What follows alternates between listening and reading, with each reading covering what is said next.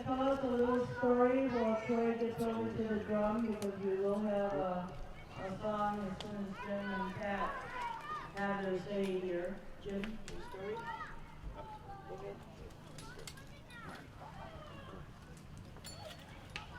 As I've traveled around the world, I always find somebody come up and ask me what am I?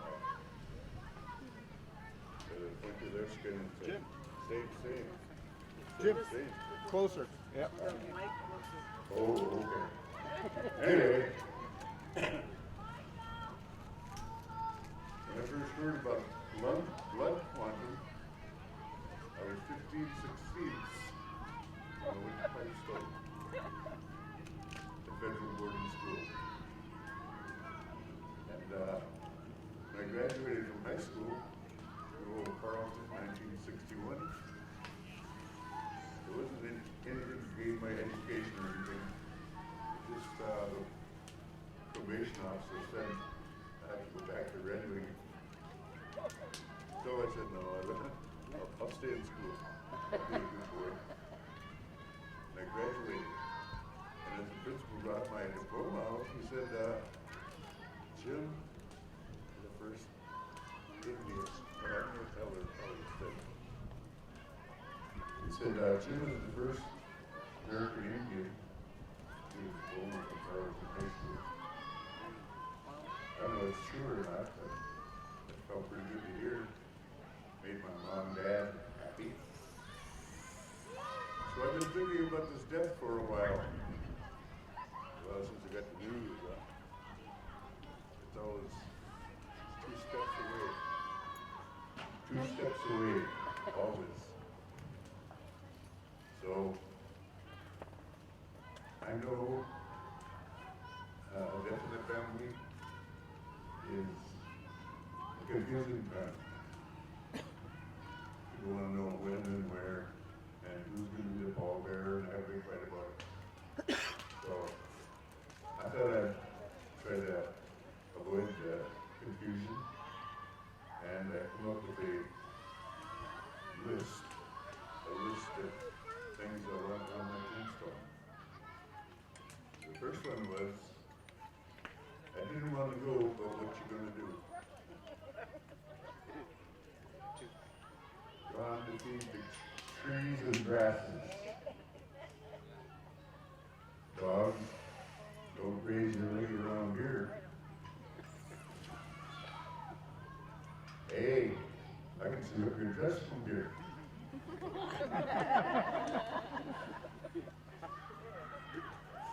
Term was, hey, I can see your leaking pipeline from here.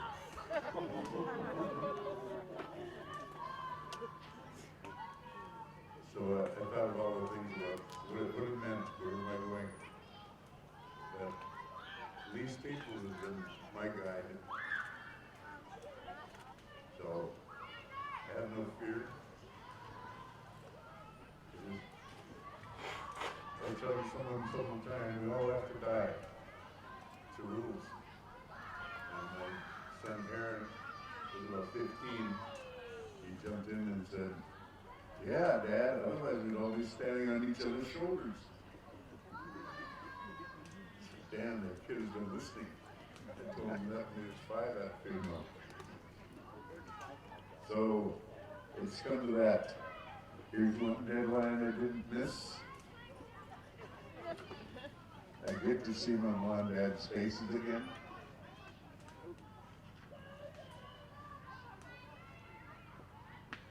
I don't have to pay child support. So the list seems to be growing. So I'm keeping that list to help my family. Bewitch is in Valley. Oh, Jim. Yeah.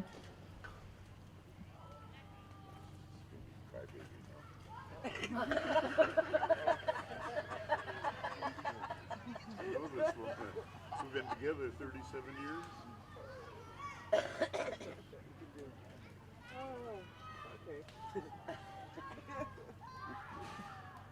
Jim just said I was a crybaby. I am. Rich, everybody that's here this year, I'm really glad to see some new faces and some people that have been here almost every year. Janice, you did a fantastic job, you and your committee. I got you I've learned a lot in the years that we had to count. It's a lot of work, but the rewards are still with me. It's like people that stopped at our home to see people wherever we go, and to the camp. Now, 7 years ago, the ones that were 10 years old, 17, 18 years old. And we began the camp we knew when you walk away from the camp that you wouldn't be fluent. But we do know that when you left the camp, you'd have that spirit to learn the language, the little spark. We hope that we created that little spark here, all of you.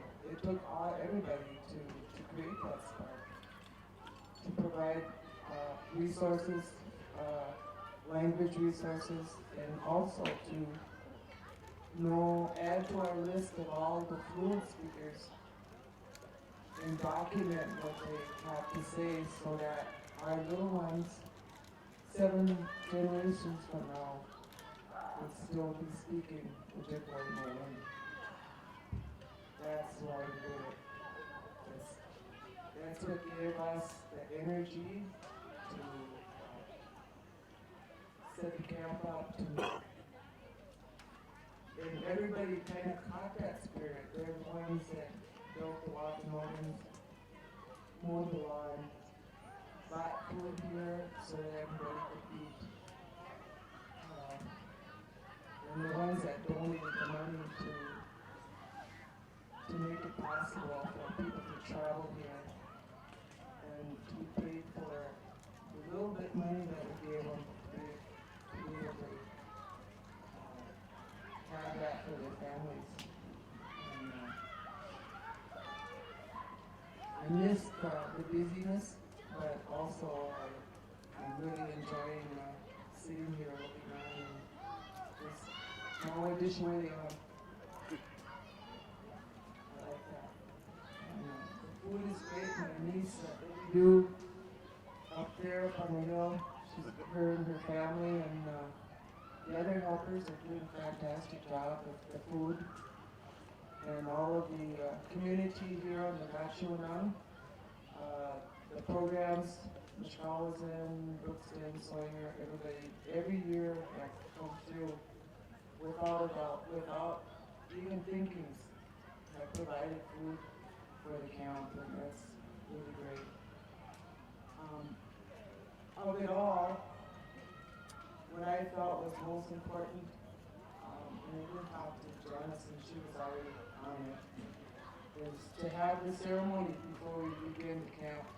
That's the most important thing, so that everybody that is getting ready to come here is safe in their travels, wherever they're at.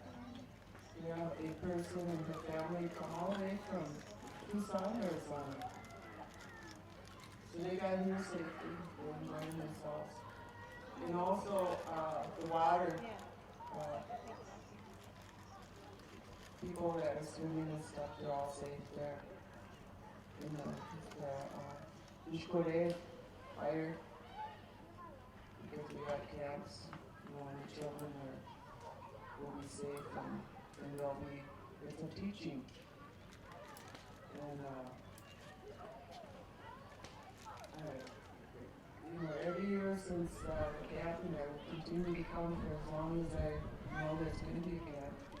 I'll meet more and more people. I may not remember your name as you get older, but remind me. You want to say Kiwenz? Isn't about it. You know, a young lad in Pipestone boarding school. Got there and coming down the stairs, school bus didn't give me slip, so I grabbed a hold of him, kept him from falling, and I said, "Hey." And that house matron at the bottom of the stairs was waiting for me, and I come by. She grabbed me by the ear. I thought she was going to twist my ear off all the way around. She said, "We don't speak that language here." I said, "Which language?" I'm 6 years old. So we come home in the summertime and it seemed like the old people would go out of their way not to speak to us. They become an expression to use. But nobody sat down and told us the name of the sky and everything in it. Until explained all these different things. But at that time, I think they were thoroughly whipped by the white education system. The Ojibwe suddenly wasn't important anymore. Get a job, you guys speak English. So I went through that. At that time also, the only ones who would speak to us in Ojibwe were the drunks. The drunks. So you go there and you can hear Ojibwe. But they had to say it like them. So you say something like, "Anindi, Anindi, wait, to buy." And so you have to put every little cough, every little tickle in there to be understood by the drunk. But I always felt there was a void in my heart because they destroyed what I was learning up to age 6. And the main one that I learned was ego. I told my brother Vern, at first I thought my name was Ego. So I'll continue to learn. We have little things that we do around the house. It's a good life living here in Sawyer, Minnesota.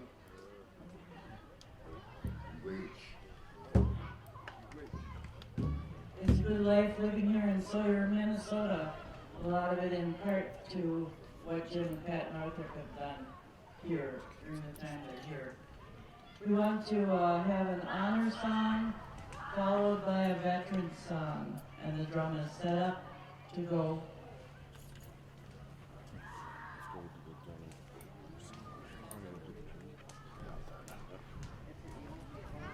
Troy.